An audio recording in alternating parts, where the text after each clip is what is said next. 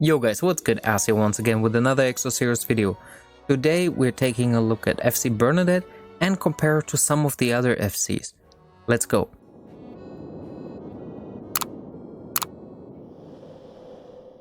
Alright, so if you didn't hear the news already, Bernadette's skills and everything was announced, so she will drop tomorrow into your recruitments and will replace Yao. So let's quickly take a look at her skills and what changed. This looking fine as usual. Her Fate Core, the stats are okay-ish, I guess. I feel they're a little bit low, but let's go over her passive. So passive, nothing changed here. Still has the same Dragon Knights, okay. Flap Flap, same as the others. Summer Blessing, same as the others. So nothing special there. She didn't get anything else. A lot of times we might see some increase like we saw with FC Deva, where she gets an additional thing even though she's a black frame, or with some of the other FCs. So her S1 deals 300 damage to one enemy, required mana 1, still the same as before. And her S2 required mana 3, 178% damage to all enemies with a burst, same as before. So, nothing else special there. She gets a weapon, that is all cool. Yeah, so regarding her skills, pretty lackluster in my opinion, where for example FC Scarlet, she got a huge multiplier increase, which is pretty good. That might, like, you might think, okay, that's attributed because she is a legendary and you can enhance the multipliers as well. But I went to some of the other Fate cores just to show you that black frames, I mentioned this in a previous video, I will link that in the top, about the summoning. They are kind of wild, where you cannot predict what changes. That's why I'm always excited about some of the black frames, if they might get something good. So let's take, for example, FC Valar, right? He gets a passive tagged on, Shackles, as you can see here. And he got a change in the Demon Slash, requiring 0 mana and dealing a little bit less damage. FC Mahar, he got a change in his S2 with the defense decrease. He might also, yeah, the damage reflect is a change.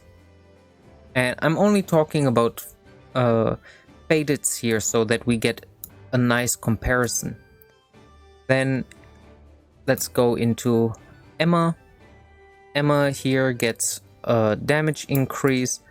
Here she gets a multiplier on top of the attack bonus. So there's a change.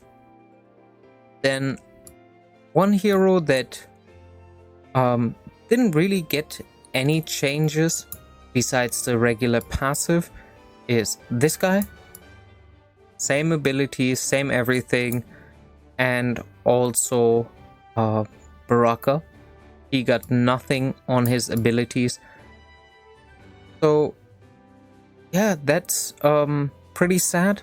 I thought, okay, since these are older FCs, we might see a change, but it doesn't really apply to everybody the same way. Some black frames are just significantly weaker. And then we also want to compare the stats, so maybe you can remember the previous stats. They were around this level. Do we have a mage maybe as an attacker that we can compare? She is a 4-star, so her values are significantly higher to bump her up to a 5-star. So I don't want to compare the FC to Herm. He is a chaos type, so he gets slightly different values. Maggie. Yeah, so Maggie gets around the same stat boni that the other FC gets. Same treatment, nothing in a change for her abilities, and just the passive slapped on. Maggie or maybe Baelish are not the cream of the crop. They are not the top that you want because they don't provide anything unique. Their passive is just so strong, at least for PvE, and even in PvP can be useful if you're not fighting against FC Iris or like the typical Dragon Blood meta, because these two heroes, they are kind of countering themselves. But other than that, they're still good, at least in PvE, because their passive is so strong.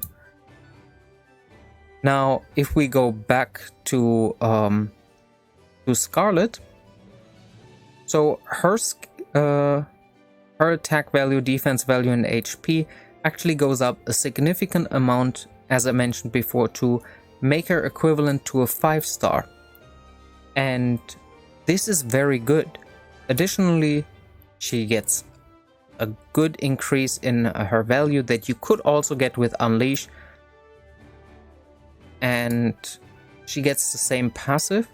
However, she has the better element for what she's doing. She's immune, or she provides immunity against the first frost attack, but she is not a frost hero herself, which makes her automatically stronger because she can just go and still deal damage, while Bernadette needs to go like 2 rounds, and because she doesn't have an AoE S1, she like kind of has to lead in with the S2 to actually debuff everybody or remove the buff from everybody, which makes her very, very weak.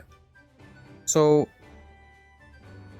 in addition to that, there is no buff attached to Bernadette, so she cannot self-buff herself into triggering that passive, unlike, for example, Degas, or even, although he is another hero that isn't really desired, or even Glenn. They can both trigger their passive themselves.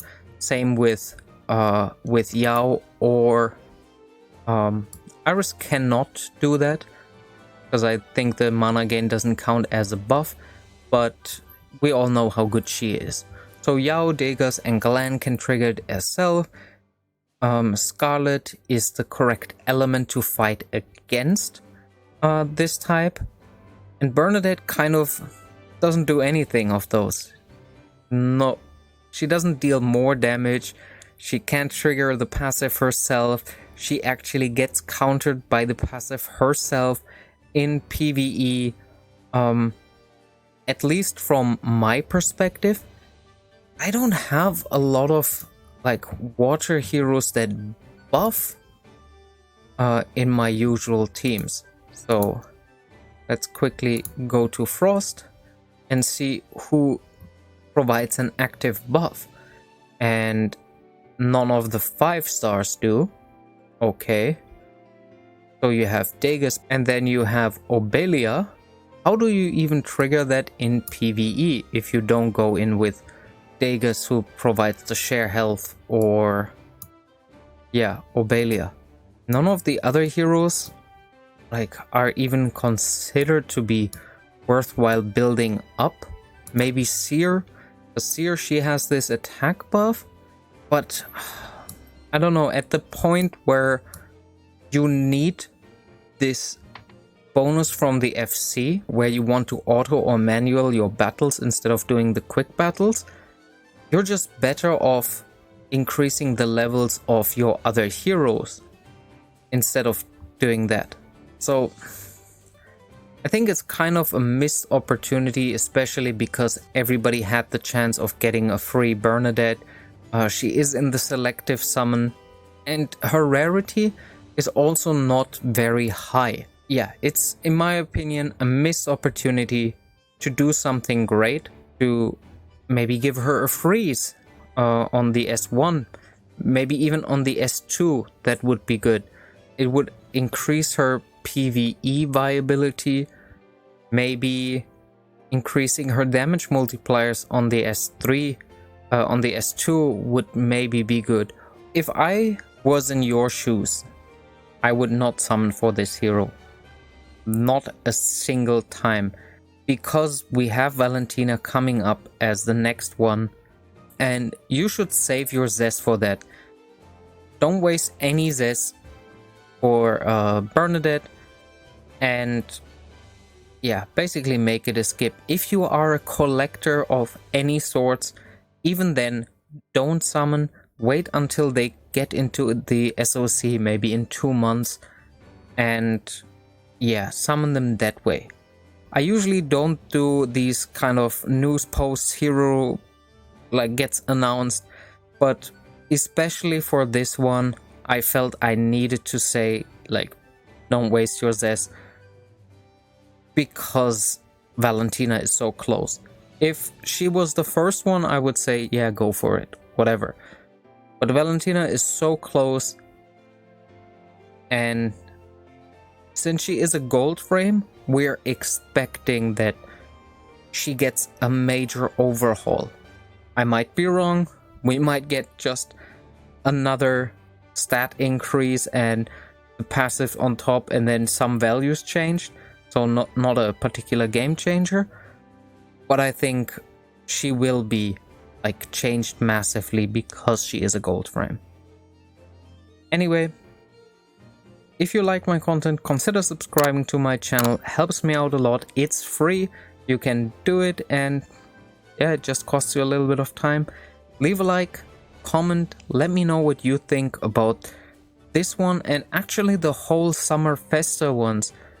How do you think about it? I think the last 2 black frames were kind of like bad. Really bad, and not even close worth to 13,000 Zest. While the others, the first 2, I believe they were on the better side. With all that said, it was a pleasure to have you here, and I will see you in the next one. Until then, enjoy the grind.